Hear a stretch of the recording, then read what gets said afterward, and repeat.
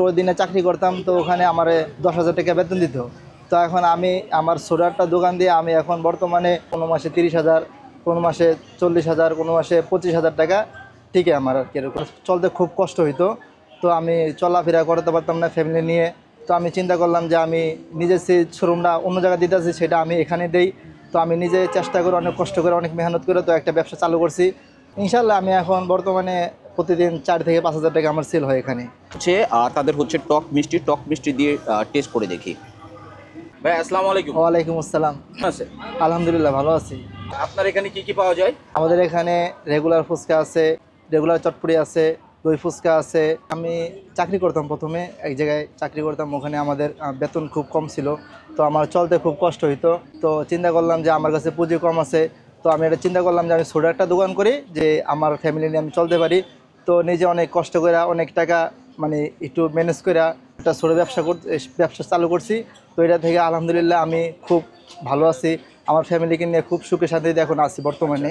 এই গাড়িটা আমার একটা দোকান বা এটা আমি কিনছিলাম 20,000 টাকা দিয়ে।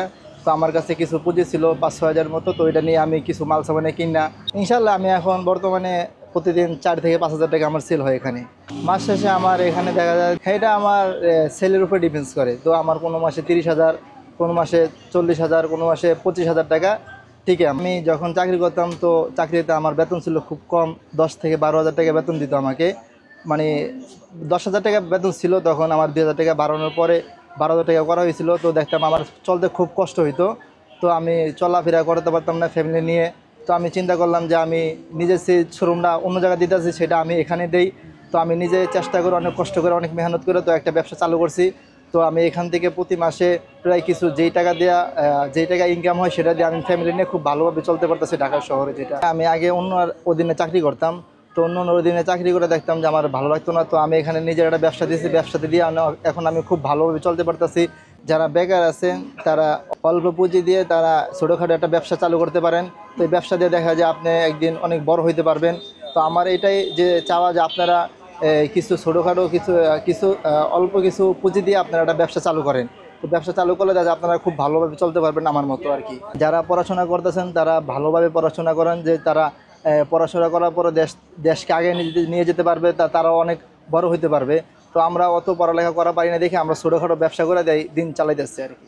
ক্ষুদ্র ফুচকা ব্যবসায়িক, তো দেশের কাছে এটাই সবার কাছে দিয়ে যাওয়া, যে আমার খাবারটা আমি যেন সবাইকে ভালো দিতে পারি, ভালো স্বাস্থ্যসম্মতভাবে দিতে পারি।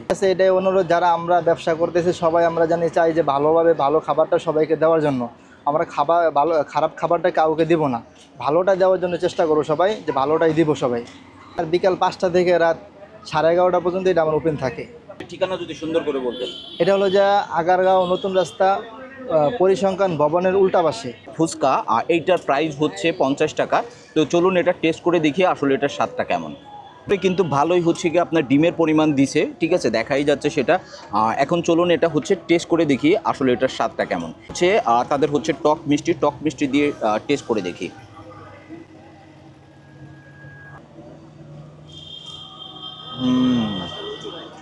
অন্য অন্য জায়গায় যে ফুচকাগুলো খাই সেক্ষেত্রে এটার হচ্ছে গিয়ে আপনার টক মিষ্টিটা আমার কাছে বেশ ভালো লাগছে, এবং হচ্ছে উপরে যে আপনার ডিমের যে একটা লেয়ার দিছে সেটা হচ্ছে গিয়ে পারফেক্ট ছিল।